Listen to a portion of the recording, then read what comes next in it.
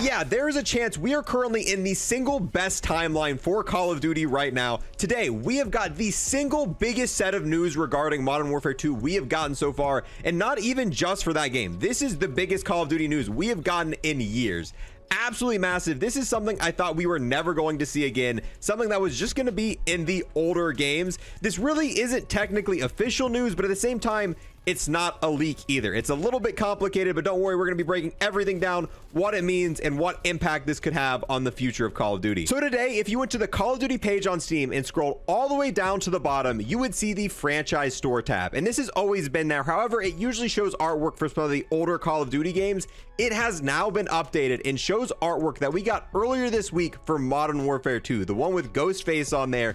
And that is huge. They haven't updated this in a long time, and this isn't any sort of leak. You can't just go in there and change that. That had to have been changed officially by Activision themselves. So they're adding some assets onto the Steam marketplace, which they haven't touched for years, about Modern Warfare 2, meaning we might actually be seeing the future of Call of Duty games releasing back on Steam, which means so many things that even if you are a console player, this is going to change things up so much it's not even funny. Now, something we have to keep in mind, just because we saw this image today on Steam doesn't mean 100% for a fact that Modern Warfare 2 and the future games are going to be coming back to Steam. It just means it's a lot more likely than what we've seen in the past. I'm not really sure why Activision would be on their Steam account updating and adding these new assets if they weren't getting ready for a reveal. We didn't see this with Cold War. We didn't see this with Modern Warfare 2019. So what I think might be happening is in a few weeks, we're going to get the big reveal for Modern Warfare 2. At the end of the trailer, it's going to be like pre-order now on PlayStation, Xbox, Battle.net, and even Steam. I don't think they're going to remove it from Battle.net.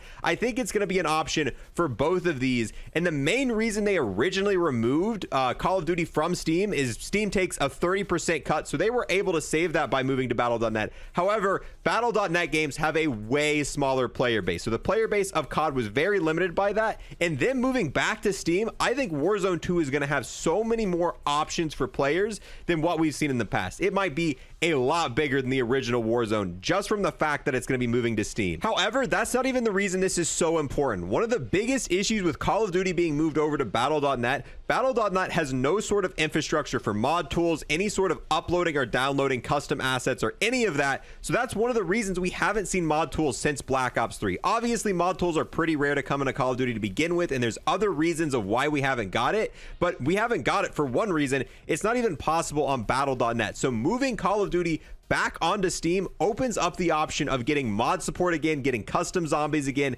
Not even just that, having custom mod support for Warzone would be massive. I don't think you guys understand the possibilities that open up for fun different things that can be done with that. The new DMZ mode, all that stuff, Call of Duty would be greatly improved by having mod support again, and now is a better time than ever. If you guys have been following the Black Ops 3 scene, unfortunately the older Call of Duties have some really big exploits, and right now if you're playing online on Black Ops 3 with friends, anyone could just force close your game. So unless you're playing offline solo, you can't even play custom zombies anymore on Black Ops 3, because a lot of times if you're playing it, someone's going to kick you offline and it's just going to force close your game.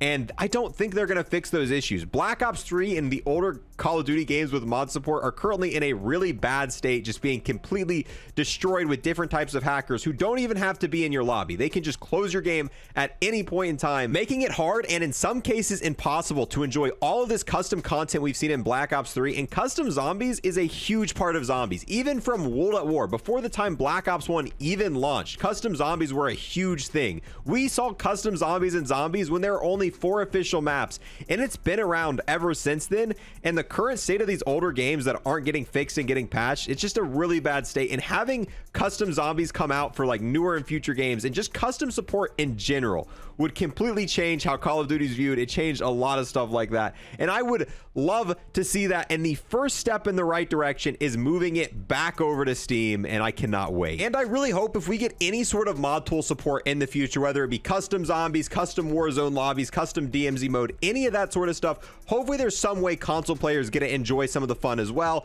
Maybe with cross-platform, being able to play PC, Xbox, and PlayStation 4 all together in a custom zombies game would be insanely cool. I know they've done it in the past with obviously Skyrim, and they've done it with Fallout. I think Sony did step back a little bit from allowing that, but maybe PC and Xbox, maybe PC, Xbox, and Sony, if Sony gets on board too. I don't know how likely it is of us actually seeing custom mod support coming to consoles, because only a select few games have actually been able to pull that off. And when it does get pulled off, it is a little bit janky still at the end of the day. But even just some of the basic maps, some of the basic custom maps being on all platforms would be extremely cool. But this change, I am so happy about it. This is, out of all the news we have gotten for Modern Warfare 2, this has got me more hyped than anything we have seen so far, and this is hands down the biggest thing we have got this year for COD news. And with that, guys, we're gonna go ahead and wrap up this video. Let me know your thoughts on anything covered in this video, the potential of COD games being moved back on Steam, opening up the option for mod tools in the future, how you would feel if mod tools came to console, or if you think that would even be a possibility at any point in the future. Yeah, safe to say I'm pretty excited. Thank you guys for watching all the way to the end. If you love to like or comment, I appreciate it so much. If you want to see any more COD news, we cover everything here in a rapid style format, and I'll see you guys in the next one. Peace. I want to give a massive thanks to everyone who's gone above and beyond and became an Unlock Plus Plus member here on YouTube. We got the GOAT Positive Expert, the most OP Gobblegum ever, Round Robin, the absolute Chad Noah, the most patient man I've ever met, Cody Chapin, and the legend Army Tech Wreck.